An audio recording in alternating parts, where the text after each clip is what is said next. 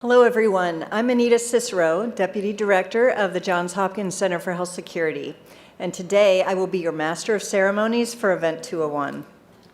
On behalf of our center and our partners, the World Economic Forum and the Bill and Melinda Gates Foundation, I'd like to extend a very warm welcome to our audience here in New York, as well as our larger virtual audience participating online today.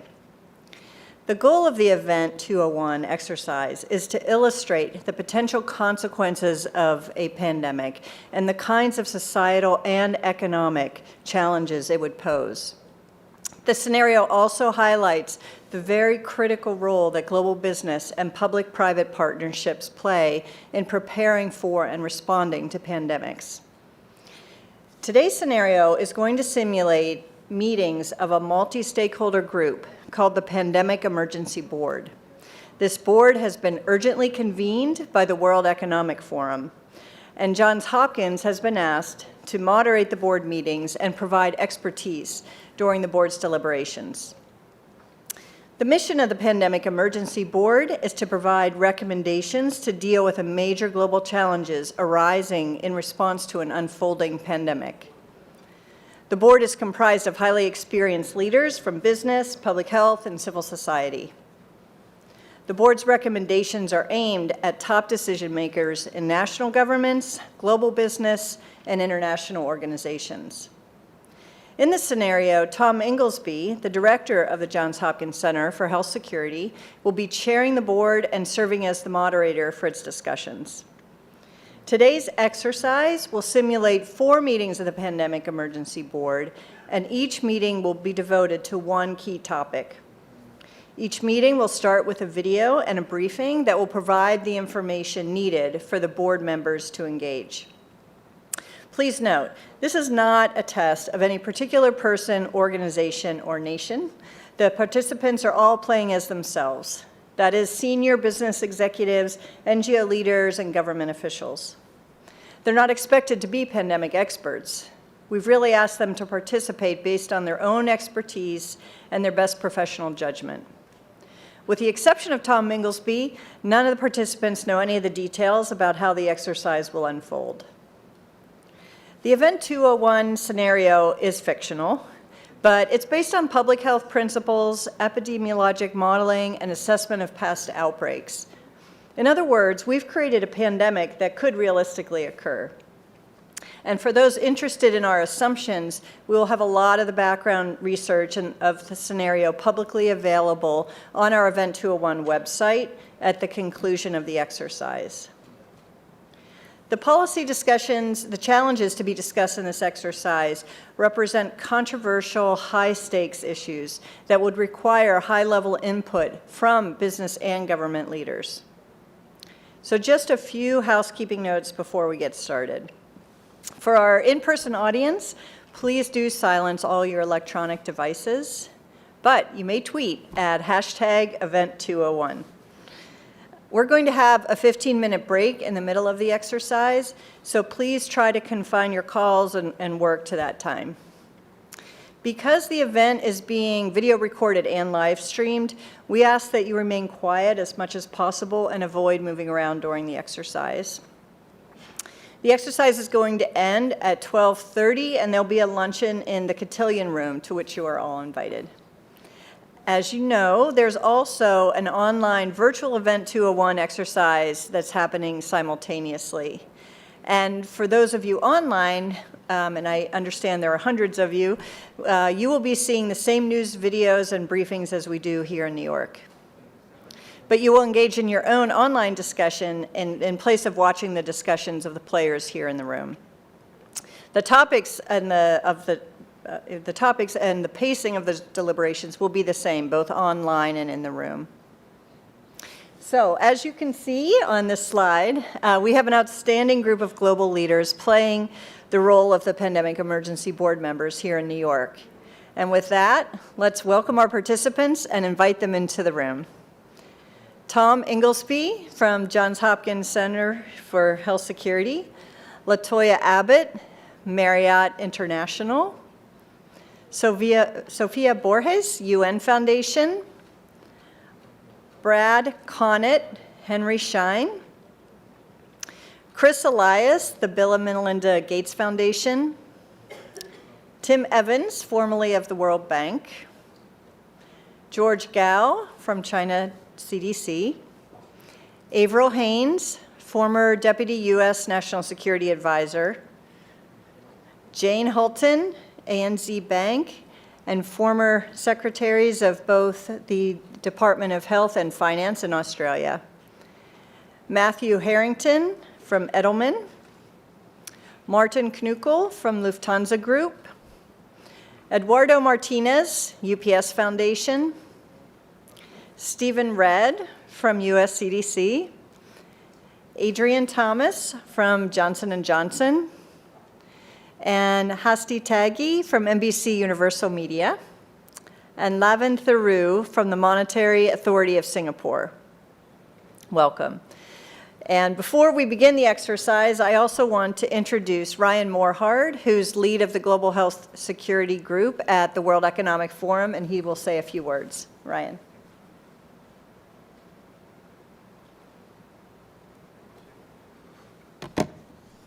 Thank you, Anita. And good morning and welcome again on behalf of the Center for Health Security, the Bill and Melinda Gates Foundation, and the World Economic Forum. Welcome to Event 201. 201. Throughout our session today, I hope that number will represent two dimensions of our work to strengthen global health security. First, today, there are 200 epidemic events every year, and it hasn't always been this way. The number is increasing, driven by globalization, climate change, urbanization, deforestation, and other trends of our modern world. In other words, we're in a new era of epidemic risk. And the second dimension is that one of these days, one of these epidemic events will be a pandemic, a fast-moving pandemic. And mitigating risk and impact of that pandemic will require an all-hands-on-deck approach. And we know from past responses that public-private cooperation will be essential. We also know from these responses that there are some bright spots when it comes to public-private cooperation, but some real critical challenges remain. But there's every reason for us to work together to address these challenges. For one, it turns out that at $570 billion annualized, the annualized risk posed by pandemics is on par and rivals with climate change, which means that the pandemic risk to lives and livelihoods is at a level that governments and the world's biggest businesses can no longer afford to ignore. And we are counting on this conversation today to inform our work together to improve our collective preparedness and to protect lives and livelihoods from pandemics. And to provide further context, I'm very pleased to introduce a short video now from Dr. Mike Ryan, the Executive Director at WHO and the head of WHO's emergency program. So with that, we'll turn to a video.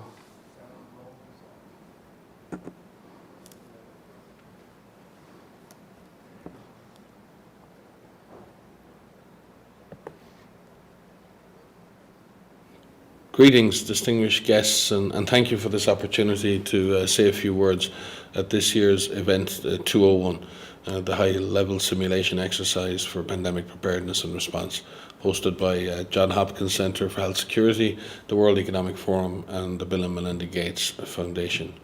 Unfortunately, I was not able to join you today. I'm involved in the IHR Emergency Committee for Ebola, but I had hoped to be in the room with you, because the issues you will be dealing with over the next hours may be tabletop exercises today, but they address real and critical threats which we at WHO take very seriously. Without a question, epidemic risk has become a global strategic concern. I don't think we've ever been in a situation where we have had to respond to so many health emergencies at once. This is a new normal. I don't expect the frequency of these epidemics to reduce, and in fact, vulnerabilities all over the world, developed and developing countries, have increased, not decreased, driven by many, many factors, mainly through human behavior, economic development, population density, and many others. The scenario you will be presented with this morning could easily become a shared reality one day. I fully expect that we will be confronted by a fast-moving, highly lethal pandemic of a respiratory pathogen. The question is, are we prepared to globally respond to the next major pandemic event? Are we ready to cooperate and perform across countries and across sectors to face such a threat? Have we established the surveillance and risk assessment systems, the communication tools, the supply chains, and the business continuity plans that will be needed not only to protect health in a major epidemic or pandemic, but to protect economic development, to protect political and social systems? Do we collectively drive innovation enough to face the evolving global threats which we are anticipating? The nature of pandemics is that many countries will be affected at the same time. This is particularly true with the respiratory pathogen, as they are often transmitted by asymptomatic persons. They spread fast. In 2009, the pandemic virus reached all continents in less than 9 weeks. WHO's priorities are to establish a minimum capacity to detect and respond in each country around the world, to develop global strategies for the containment and control of individual disease threats, and develop global mechanisms to ensure cross-sectoral and multinational, multilateral coordination. Innovation and partnership across all sectors are needed, including joint strategies between global health leaders and the drivers of travel, communication, data technology industries. WHO is working at all levels through a variety of partnerships to strengthen national and regional preparedness, such as GORN, the Global Outbreak Alert and Response Network. Through the PIP framework, adopted by WHO member states in 2011, WHO has secured 400 million vaccine doses for influenza, 10 million antiviral treatments, and 250,000 diagnostic kits for the next pandemic. We have completed external evaluations of surveillance and response systems in over 100 countries and carried out more than 50 simulation exercises at country level, looking for vulnerabilities and weaknesses in national systems. This voluntary, collaborative, multi-sectoral process helps countries to assess their capacities and identifies the most critical gaps within their health systems in order to prioritise opportunities for enhanced preparedness and response. The Pandemic Supply Chain Network, part of the Epidemic Readiness Accelerator, which is a project of the World Economic Forum in partnership with many, including WHO. It's a public-private collaboration to develop a globally connected supply chain that can support health emergency operations during a pandemic. Stakeholders consist of product manufacturers to logistics providers, distributors, and UN partners, including ourselves. Michael Griffin is WHO's focal point for the Pandemic Supply Chain Network, and he is there with you this week. Constant innovation and the use of cutting-edge technology is key to pandemic preparedness. In order to pool data and analytics at a global scale for disease prevention, the EpiBrain initiative, a global data ecosystem, aims to build a collaboration of big data networks to understand and predict epidemics. It supports data science, innovation for outbreak preparedness and response. Despite this progress, there is still much to be done. Cross-sectoral simulation exercises, such as the one you will be experiencing today, contribute to a better understanding of the critical gaps, the cooperation required from global businesses, response decisions required from government and public health leaders to minimise large-scale economic and societal consequences of a severe pandemic. I wish you the best of luck, and we are looking forward to working with each of you to strengthen pandemic preparedness in the future. Thank you. And our thanks to Dr. Ryan. And with that, here in New York and online, welcome to Event 201. It began in healthy-looking pigs, months, perhaps years ago. A new coronavirus spread silently within herds. Gradually, farmers started getting sick. Infected people got a respiratory illness with symptoms ranging from mild flu-like signs to severe pneumonia. The sickest required intensive care. Many died. At first, the spread was limited to those with close contacts, healthcare personnel, co-workers, and families. But now it's spreading rapidly throughout local communities. International travel has turned local epidemics into a pandemic spanning the globe. Just 3 months ago, CAPS started in South America, but has now reached several countries with more than 30,000 cases and nearly 2,000 deaths. Good morning, and thank you all for being part of this Pandemic Emergency Board. We're at the start of what's looking like it will be a severe pandemic. And there are problems emerging that can only be solved by global business and governments working together. The global community has been working to respond to this pandemic since its recognition, but as health and economic impacts have become more severe, the World Economic Forum has convened this board because of your combined expertise, your backgrounds, and your global voice. We will need all of you to help us respond to urgent policy crises that are emerging. The purpose of this board is to advise leaders in national governments, global business, and international organizations on the response to the pandemic, particularly focused on international problems that require collaboration between business and government. Your recommendations will be critical and will be promulgated and communicated broadly at the end of this meeting. On the left screen, as we have this meeting, you will find a dashboard of information about the pandemic that will help us in our conversations.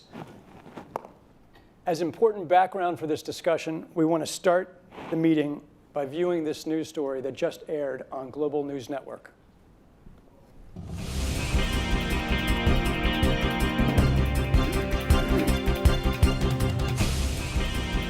Continuing our coverage of the newly discovered CAPS disease and the scope of its deadly outbreaks.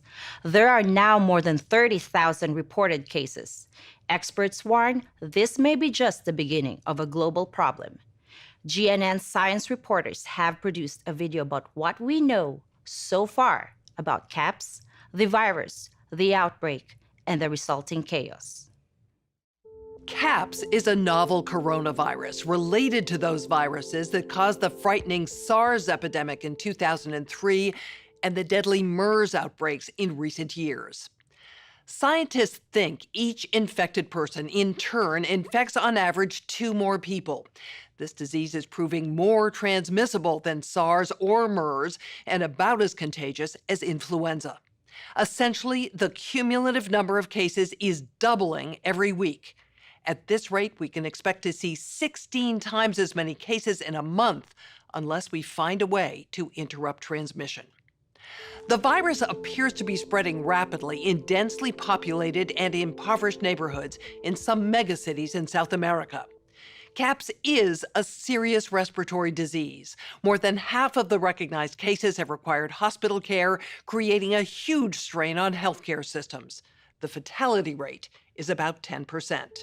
For comparison, CAPS is about as lethal as SARS and 2 to 4 times more lethal than the 1918 influenza pandemic, the worst pandemic on record. Even so, some people only exhibit mild flu-like symptoms, not requiring treatment in a hospital. Alarmingly, those people are able to walk around and spread the virus, not realizing they are doing so. Even worse, international travelers have been arriving at their destinations symptom-free, but within a matter of hours, becoming ill. Travel-related cases have blossomed into outbreaks in a number of locations and have quickly grown faster than health authorities could respond and contain them. In other places, physicians have quickly recognized the symptoms of CAPS and have been able to isolate infected individuals and avoid an outbreak, for now. Global public health experts are very concerned about this disease because it appears the virus is readily transmitted through the air from person to person. Essentially, all people are susceptible. Experts agree unless it is quickly controlled, it could lead to a severe pandemic, an outbreak that circles the globe and affects people everywhere.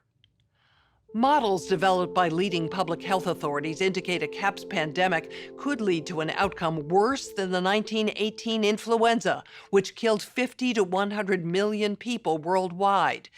Given the global population is 4 times larger than it was in 1918, If these models prove accurate, we could be looking at hundreds of millions of deaths over the next year or two. Okay, now we're going to get a briefing on the numbers and distribution of cases by Dr. Caitlin Rivers. As you've just heard, the outbreak is very worrisome. The vast majority of cases are occurring in Brazil and other South American countries. However, as you can see on the screen, there have been some spread to Portugal, the continental United States, and mainland China. Our models project that with continued spread in Latin America and predicted spread to additional countries, we could be looking at double the number of cases in 1 week and 16 times as many in a month if we are not able to stop the spread. That would be on the order of 500,000 cases, and it would continue to rise exponentially. In 3 months, we could be approaching 10 million cases. We are also tracking financial markets as an indicator of the economic impacts of CAPS. While markets are down worldwide in the past couple of weeks, they are still positive for the year. Thank you, Dr. Rivers. The first emerging policy crisis for which we need this board's recommendations regards global allocation and distribution of medical countermeasures. And by medical countermeasures, we mean vaccines, drugs, and diagnostics and other medical supplies to help us combat the CAPS pandemic. I know we would all agree that if we had a vaccine in hand for CAPS, it'd be a game changer. But leading vaccine experts say a vaccine in the near term is highly unlikely. But there is an antiviral that does look like it will work. And to understand that better, we're going to watch one more clip here.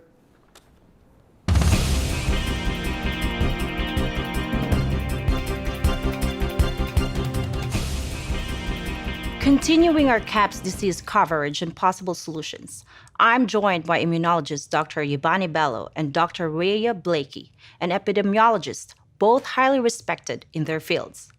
Let's get right to it. Why are people saying a vaccine for the CAPS virus is not likely in the near term? Researchers are working on a vaccine, and we have viable leads, but it's complicated. We have known about CAPS-like viruses in animals and people for decades, but have not been successful at developing a licensed vaccine. And sure, there are new technologies that may help, but it's going to be difficult. I am not optimistic about having a vaccine in time to be relevant during this pandemic. Even if we discover a good vaccine candidate, we're starting from scratch, and it takes time to test safety and efficacy, typically years. So even if testing moves quickly, global manufacturing will still need to be established. Again, multiple hurdles. We simply cannot rely on these old timelines and processes. This is a crisis. We have to move beyond these issues. It may be complicated, difficult, but if we dedicate all available resources, this can happen. Also, keep in mind, we need effective treatments sooner rather than later. Extranavir is an antiviral drug. Scientists have told me this could be effective. We need to start treating people immediately. While I agree Extranavir does look promising, it's currently used for treating HIV. However, it's not manufactured on the scale needed for treating this many people. And will we just stop using it for HIV treatment? How will we get this drug in the quantities needed? Who decides who has priority for the limited amounts we do have? We both know countries are hoarding Extranavir. Doctor, in my opinion, you are lost in the details. With enough money and political will, anything is possible. Let's get going on this now. Thank you both for this extremely important discussion. Our U.S. affiliate has just released polling results on public expectations for a vaccine. A majority of Americans expect a vaccine to be available within 2 months, and 65% of those polled are eager to take the vaccine, even if it's experimental. In related news, a significant demand for personal protective equipment like N95 masks and gloves are on the rise due to the pandemic. However, globally, hospitals are running low. Additionally, other critical medical supplies such as saline and antibiotics are dwindling. Countries and companies are reportedly stockpiling supplies, disrupting healthcare supply chains, causing dangerous shortages in many parts of the world. And finally, for the latest information on what we know about vaccines and this antiviral, here's medical countermeasure expert Matt Watson. As we've just heard, there is no existing vaccine that appears effective against the newly discovered CAPS virus. Governments, scientists, and companies around the world have become working intensively to develop one, but it's highly unlikely that a vaccine could be developed, tested, manufactured, and distributed in less than a year, and it's likely to take much longer. While there have been efforts to develop vaccines against SARS and MERS coronaviruses, none have been licensed. And given the distinctions in the CAPS virus, vaccines against those diseases would not be effective for CAPS. The antiviral drug Extranavir has demonstrated some efficacy against the CAPS virus. It reduces the severity of illness and saves lives in those who are infected, but does not prevent infection like a vaccine would. Extranavir is a generic drug primarily used to treat HIV. It is manufactured in 5 countries, including the United States and China. Approximately 1 million people take Extranavir every day for HIV. If all of those HIV patients could be switched to other antiretroviral drugs, we could potentially free up enough Extranavir to treat 26 million CAPS patients. Assuming further that we could double production over the course of a year by bringing additional manufacturing online, we could eventually have 52 million treatment courses per year, but it will take many months to get there. And there is not likely ever to be enough to keep up with the need as long as the disease continues to spread at this accelerating rate. Experts agree that while many lives will be saved by this antiviral, it is not going to slow the pandemic in the same way a vaccine could if we had one available. However, we do have the potential capacity to save many people. Now the question is, how do we distribute the supplies we have? Existing global supply chains and logistics networks for Extranavir run efficiently under normal conditions, but the pandemic is likely to be very different. We are hearing that one country where Extranavir is produced is planning to block some or all of the export of this medicine to hold on to it for their own people. Tensions are rising between governments and pharmaceutical and medical supply companies about how supplies should be allocated and who gets to make those decisions. International humanitarian organizations are raising serious concerns about access to antivirals for people in low and middle-income countries. In addition to antivirals, other medical supplies are not reaching those who need them in many parts of the world.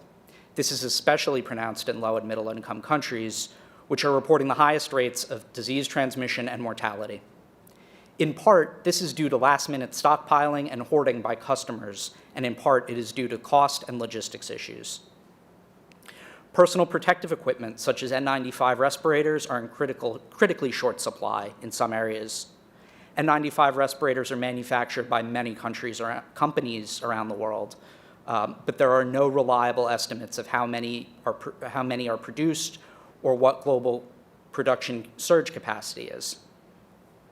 All we can say is that production capacity covers normal demand, and it is not uncommon to have temporary shortages during severe flu seasons. In a severe pandemic, we can expect the need to increase by a factor of at least 2 to 3. Given these supply issues, there are a number of potential proposals being floated aimed at coordinating and facilitating medical countermeasure allocation and delivery around the world. Politicians, business leaders, scientists, and policymakers are weighing in. Some are suggesting that suppliers and buyers continue to work independently to decide where to send antivirals and medical supplies. Others are suggesting that countries where these products are made should be able to decide where those drugs and supplies go. Still others are recommending that suppliers, buyers, and countries entrust a central international entity or organization with the job of allocation and distribution decisions for at least a portion of antivirals and other medical supplies. Thank you, Mr. Watson. So the policy crisis in question for this board in this meeting is this: how should governments, business, and international organizations allocate and distribute pandemic antivirals and medical supplies to the people who need them most? We now have time for discussion about this matter. This is the focus of this meeting.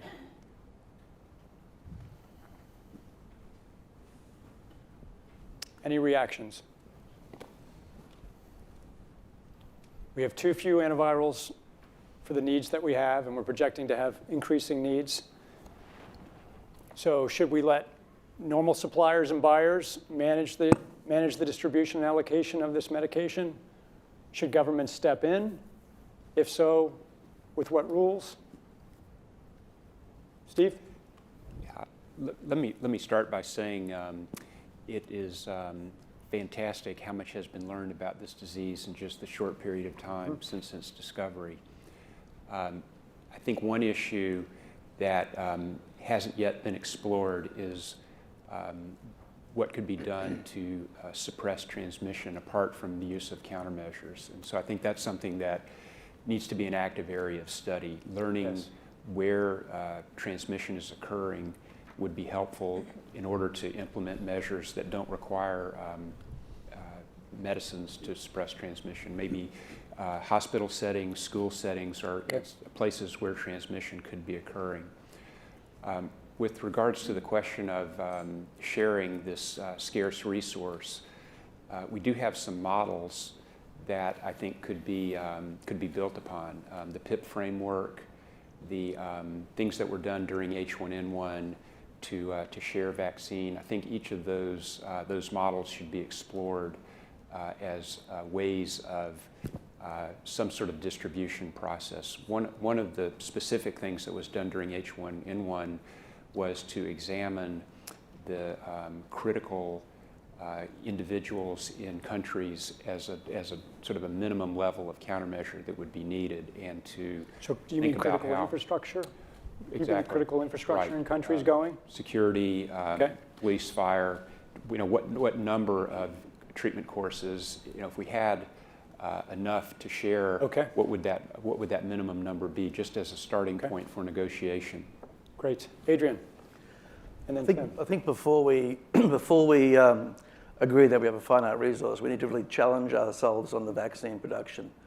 We've seen historically that we can actually produce an Ebola vaccine in a year. It requires flexibility on the regulatory side. It requires commitment from companies. But I do think that before we say that a vaccine is not available, we should not slow down on that. We should pursue that. And I think similarly, we need to explore how could we accelerate production of our antivirals. We've seen it happen before in the HIV crisis. It's possible, but decisions need to be made, and we need to bring the right people together to do that. Okay. And for the moment, before we are able to accelerate production of the antiviral, do you have any initial reaction, since you are potentially one of the companies that could be part of this deliberation? What we've seen work very well in the HIV field is, in fact, procurement through the Global Fund. So having a centralized mechanism, so financially able to procure on behalf of affected countries would be critical. I think the second thing is it's going to be very important that for the business sector, for manufacturers of antivirals, that we have clarity around what the need is and where the need is and who are making the decisions. So who's deciding on where they're going? Okay. So can I add to that? Yes. So one of the challenges we have is what to do in the really short term about the supply of vaccines, antivirals, etc. Because low to middle income countries will be concerned that the entire supply chain will be tied up by the time they can even figure out how to finance their purchases. We know, and we know this from what happened with H1N1, that if you can stop something early in terms of everything from ring fencing in particular countries, but also to look at the transmission from country to country, and there's a variety of measures that can be taken to do that. But unless that is done in a global context and it's done very early, we will end up with a situation where the entire supply chain will have gone. So what we need to do at the very outset is figure out what the likely route of transmission is and move very quickly to secure supplies and distribute supplies according to whatever epidemiological protocol and based on what Steve says, as we know, we already know some things about the transmission of this disease. But unless we do that whilst doing what we can do on vaccine, I agree, we will have this get out of control. Okay, Tim. Yeah, We'll go down the line. it's important, and it's fantastic to have this information in front of us, because if you look across the countries, you've got very different patterns already. Chile seems to have a 3% case fatality rate, Ecuador a 5%. So what's going on there, and are there lessons in terms of how they're managing the outbreak, which might inform ways in which you're going to decrease the need for scarce resources? Are they more effective at, in their supportive treatment, or what is it that's explaining what look to be significantly different patterns in the outbreak of the epidemic? The second point is that these are all middle-income countries or high-income countries, and as Jane mentioned, low-income countries are either their surveillance systems aren't sensitive enough to detect cases that are already there, or are worried that, in fact, they will be at the bottom of the food chain. And in this respect, the World Bank would probably be proactively moving into exercising what we call a CERC, which is a contingency emergency response component to existing loans to low and middle income countries, in which they can repurpose those loans for these types of emergencies. So I think on the financing side, the CERCs, which are built into every loan made by the bank, could be exercised in such a way that you don't have the problem of the lack of resources being the primary constraint for the purchase of those scarce commodities. Okay, Latoya? I agree, because financially, that's one of the things we'll have to look at. We have to have the financial means to start production, mass production, and getting companies on board. It's about buy-in and having an understanding of where we're moving forward with this disease process, how quickly and rapidly it's proliferating, and also utilizing the materials that we do know, like the protective equipment that we already have. We know it's airborne, so ensuring that companies that are manufacturing these products have their have the financial ability to be able to do such. So that way, even if we are in the process of continuing to develop this drug, there is some type of protection that's going on to the lower companies. Great. So I'm going to keep going down the line, but just in terms of the initial reactions, do we think, as Adrian suggested, that there should be some kind of international resource or distribution method, or really is this going to be every country for itself doing what it can to procure N95 masks, antivirals for itself? And so just think about that as you're making your comments. Yeah, well, I do think that there needs to be sort of an honest broker, a centralized command and control organization that really brings together the public-private sector, both on a global approach and also on a local approach, because we can't forget that transparency and communications at the local level are going to be critical in the to stop the continued spread. But I do think there needs to be some form of centralized approach to really organize all the various efforts that are going to be undertaken. Okay, I think a lot of people want to get in here. We'll go around the table. Martin, Sophia, Chris, and then George. Thank you. I fully support the centralized approach in this state we have already, if it comes also to global distribution of any products. And I would like to go back to Stephen's first statement. We had parallel to this, we should really focus on how the spread could be controlled better or easily. If I talk about logistics for globally distributed topics, we need to protect the staff that is responsible for this. If they don't protect it, they won't do this. And then the entire chain breaks apart within no days. So we really have to do it both parallel to find out possible ways to protect the people that are in chain for this, and it should be centralized, organized, otherwise it will not work. So you're saying that the people who are delivering these medicines and moving them around the world, they should be protected by these medicines with N95? I mean, there's basic protection anyway in a phase like this, but we should enlarge this with the newest information we have about the spreading. Only with this we can guarantee that any distribution is possible at all. Okay, Sophia? Thank you. Yes, I agree. And I wanted to speak to the point about having the honest broker. And I think in this regard, the United Nations fits the bill. I think that given that the countries most affected are those that are low and middle income countries with unequal access to technology, to finances, the UN has a worldwide footprint, universally recognized, and universal membership. And I think taking the example of the Ebola crisis last round, when a trust fund was established, and calling on member states who are capable of contributing to that trust fund in order to help those that are least capable, the low and middle income countries. Thank you. Chris? Thanks, Tom. I want to agree with a couple of comments. One is about the need to prioritize for the frontline health workers, the basic people to keep the system working. I think it's important to recognize that we have the data that you're showing because of some remarkable international collaboration about sharing information in real time about the patterns of disease. And that's come out of the international health regulations, and that's a good first step.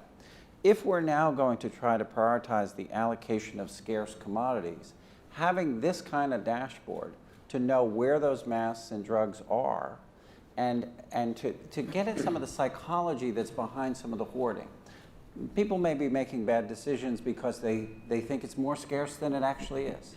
So if we could have the equivalent of this dashboard to understand where the supplies are to map to the needs, a global stockpile would certainly help ensure more rational and strategic allocation. But the reality is that we don't have the logistics capability, even within the UN, to bring that together in one place and run it. So this is where I think a collaboration between the international organizations like the World Health Organization and the private sector, which runs these supply chains for many purposes every day, understand where the supplies are, make smart decisions about how to allocate them to the people who need them in the places that need them the most, and then work with the industry to move those supplies from where they are today to where they need to be. On your point of transparency and data about where supplies are, where medicines are, where N95 masks are, we couldn't agree more. We've been unable to find that data, so I think it's an important need that you just surfaced. George? Yes, I would support for the proposal, centralized, coordinated effort, not just national, also internationally. At such a situation, that's very, very, very important. And when you read all this about the epi data, R0 is 2. It's relatively, you can see the number is there. Especially when you are talking about some country like China or any countries who have the largest population of swine, pig production. So if the virus yet still, transmitted from pig still in the cycle, so that could be very serious. So we have to prioritize. So maybe the farmers or whoever have access to it. So that's very, very important to have the expert to assess the possibility. You see the R0, but you also see it's swine origin. I will still have some new virus from swine pigs, or the virus already circulating in the human beings.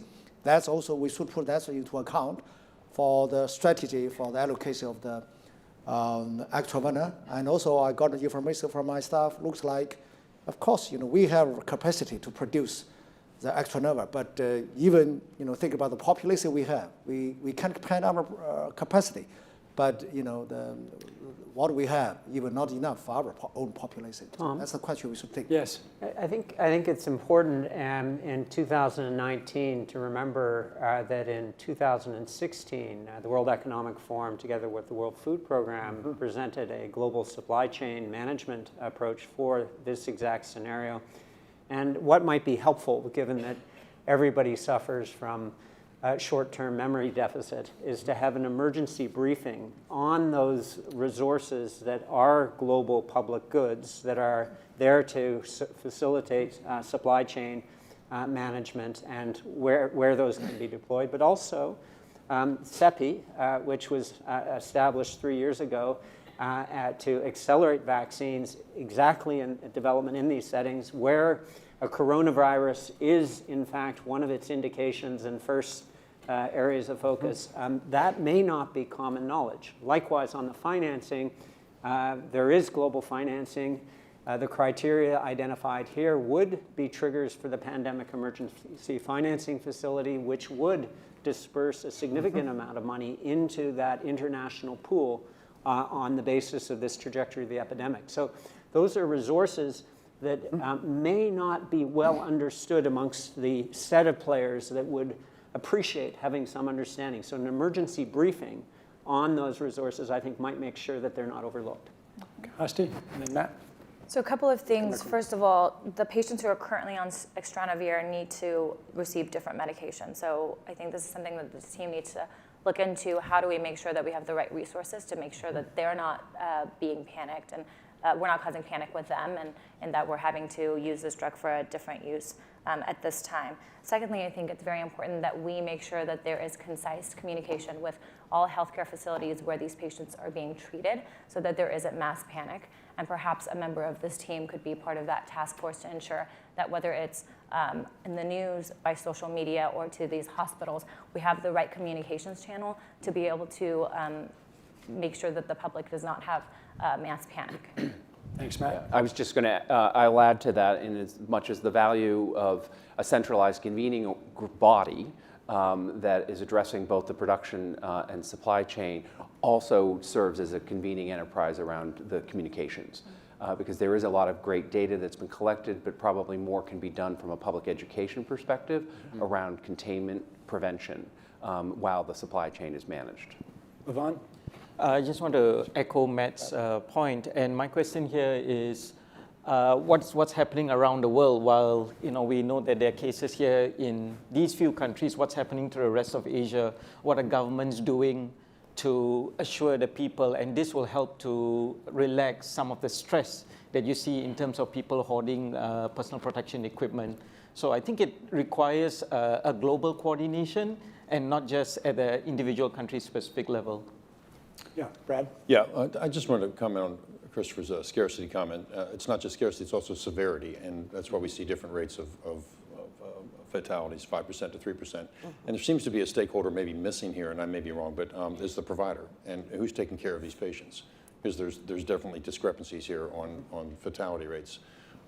We know in panic, in psychology of panic, people start hoarding. People start freaking out and wondering, what should I do? And then countries start doing it, and then there's all kinds of dysfunctional decisions made. Providers really need to be at the table talking about how they're taking care of the patients and diagnostics and what they're doing with it, because we're jumping to a little bit of a conclusion that this is going to spread everywhere to the same degree. And this leads to hoarding, and I'll share with you in SARS, N95s, there's still N95s sitting in boxes that were never used. I mean, the hoarding of that was atrocious. I mean, and then there were knockoffs of N95s that really weren't truly impervious masks that were made and then distributed. So I think there's a need to have the providers in the discussion to see really what they're doing to treat the patients. How severe is the epidemic? So just on severity, it's important for you all to know that the estimate from our team and from other ministries of health is that the distinctions in case fatality rate represent distinctions in data collection, not that the disease is any different. It looks like the virus is the same around the world. These are different healthcare systems, different data collection, different surveillance. So overall, our all-in case fatality rate is somewhere in the order of 7% to 10%. It depends on where we are in the world. And in terms of where the disease is in the world, we see lots of blank spots, and we think that's partly or largely due to surveillance systems and the slowness in collecting this data in certain parts of the world. We expect that to come online quickly. Absolutely. Steve, and then Avril, you haven't had a chance. No, Steve. Go ahead, I think you haven't had a chance. Okay, sure. I mean, I think it's just in terms of the precise question being asked, it's clear that having everybody go on their own is not going to be the most effective answer, right? So I absolutely agree with the comments that have been made that we need to have some kind of international mechanism for coordinating what it is that we would be doing, also for collecting information, also for understanding what the resources are that are available through international mechanisms to execute on that allocation and coordination. I think it's challenging to set it up in a way that says that international mechanism has to be the body that decides in all circumstances what the allocation is. In other words, I think states are going to want to be able to decide for themselves on, in some circumstances, some of the issues that are relevant. So one of the challenges will be ensuring that you're using an existing mechanism, and I think Sophia's right about the UN as being sort of the base of operations in a sense, both for the funding, but also for a whole series of other issues that you would be looking at for allocation, coordination, et cetera. But then making sure that states are stepping up to actually tell people what it is that they're doing, what their decisions are in that context, and creating transparency about what the proper allocation should be for containing this issue so that there can be pressure put to bear on ensuring that states are actually doing what the larger plan needs to be in that context. Can I ask a follow-up question? If there is a centralized stockpile developed, either at the WHO or perhaps somewhere else in the UN system, if you were going to suggest that, or some other entity, how much can you imagine states contributing of the supplies that are being made in their own countries? Is this a 1% allocation, 20% of the supply that they're making? We've already heard from George that China's not making nearly enough medication to take care of China at this point. So what is the desired end state here? Can you, from a state security perspective, if someone who's worked at the top of government, what do you imagine states who have this medication doing? I mean, I think the percentage will depend on the details, right? And what it is that you're capable of actually producing in the context of the particular crisis. And I don't know how much we're able to produce under this circumstance. I think there should be, and there would be, from a public perspective and a public health perspective, right, enormous interest in promoting an allocation to international efforts that would actually contain the issue as quickly as possible, right? And that should be the focus for everybody, in the sense of that's what's going to actually help you prevent the downstream impact of what the trajectory holds for us. So the question is, can you, through this international mechanism, really promote commitments to doing this as quickly as possible and give people a sense that actually if they contribute more, that they will have a better chance of protecting their own populations and their country's security. Okay. Another number of comments. You all just jump in. Yeah. So thank you. So to be completely clear, most of this production would already be committed in contracts.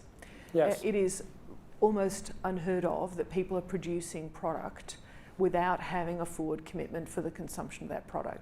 So the first thing that needs to be done, because this is not something that the countries currently control, unless countries are going to bring about emergency situations and co-opt an existing supply chain. So the first thing to do is to figure out where that's going. Now, in H1N1, in a number of cases, so the Australian government, we bought vaccine to the extent we could get it, and in some instances, we actually gave some of that vaccine. We actually gave some of that vaccine to the United States, who actually ended up with a supply shortage at that particular point. So, inconsistent with working out where the biggest vulnerabilities are, the first thing you need to do is figure out who's got control of those supply chains and those products, and then figure out where, for the greater global good, it should be deployed. But we need to be clear. Any government who says, I'm going to ship every single dose of a particular product offshore is going to end up with a challenge domestically. So giving governments the capacity to manage both their domestic concerns together with being good players. And we know from the PIP framework that companies will similarly contribute, but it's got to be in an organised framework. Okay. And that challenge, I think, is being proved out with the increasing rhetoric, both by candidates in the US, UK, and Germany, who are saying that globalism is responsible for this pandemic, and therefore there's a rising protectionist nature to take care of their own. And so I think it's an instance where the business, health, and scientific communities need to combat that rising rhetoric and misleading information. Yeah, and last couple of comments here. We have about 2 minutes before we have to close. So I think one thing that's going to be very important is to define the aim of using the countermeasure. And from what we know right now, it doesn't seem likely from the data we've had presented that this countermeasure is going to suppress transmission, is going to lead to containment. So our aim really would be to minimize the severity and to prevent death rather than to prevent this emerging pandemic. Second thing I wanted to say is just how important communication is, and that is true to the public. This is a very alarming situation, and I think public communication shouldn't be alarming, but should be truthful about how severe it is. I think also internally, as negotiations are going on to share countermeasures, I think it's not likely, I agree, that countries are not going to buy a countermeasure to put into a global supply without retaining a large portion of it for themselves. The last thing I'd say is this is a very dynamic situation. Countries will be negotiating with manufacturers, and I think that's got to be figured into whatever agreement is reached. And whatever that sharing agreement is, it won't be perfect, and I think it's just got to be done quickly so that sharing can actually take place rather than trying to get something that's exactly the way everyone wants it. And do you think that governments are going to need to break contracts? have companies break contracts in order to redirect antivirals? I think that would work best for the countries to make the decisions with the countermeasures that they purchased. Okay. I think that's a very, we're not talking about one supply chain, but we're multiple supply chains here. And I think, before we start talking about companies withdrawing antiretrovirals from patients with HIV who have a disease, we need to really understand how those ARVs will be used in patients who may or may not have a disease. So demand forecasting will be critical. And I also want to point out, it's not just the healthcare workers. We have supply chains in middle-income countries. Often those are very resource dense, people in small spaces producing masks. We have to think about the integrity and the health of the supply chain. Okay. Going back yes. to Stephen's note real quick about the public communication, my team has been monitoring the public response, and on various social media channels and cable networks, there's been some conspiracy theories that are around about the potential that pharmaceutical companies or the UN have released this for their own benefit. So as we move forward, obviously trust in pharmaceuticals and government is very important at this moment. And so as we move forward with developing the right scenarios, we have to make sure that the public communication is a major part of that because of these conspiracy theories. Thank you. We have to close. We have 30 seconds. Okay, Yeah, but Mark. this fully supports Steve's input. We should not search for the perfect solution right now. Yeah. We run against time. And if conspiracy theories like this come up already, so we are on the edge of hysterical reactions, and then it gets out of control. And that's the thing what should be the main driver for us now to find a solution. Okay. Okay. Thank you. We're going to bring these recommendations together and communicate them broadly at the conclusion of this meeting. Thank you all for your input. We will conclude this meeting and we'll reconvene shortly. Yes, and that does conclude the first meeting of the board.